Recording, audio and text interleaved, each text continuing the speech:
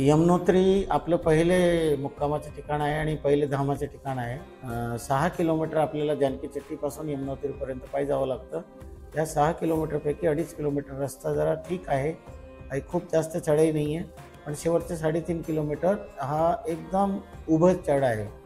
कोणाला जर पायी चालणे किंवा चढणे शक्य आहे त्यांनीच पायी प्रवास करावा, नाहीतर तिथे घोड्याची पण व्यवस्था आहे, पालखीची पण व्यवस्था आहे आणि कंडीची पण व्यवस्था आहे.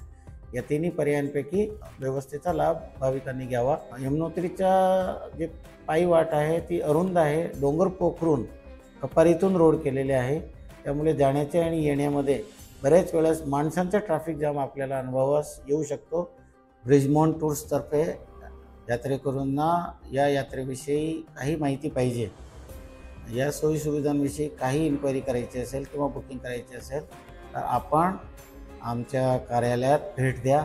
आमचा फोन नंबर, व्हॉट्सॲप नंबर आहे 8620000033. धन्यवाद.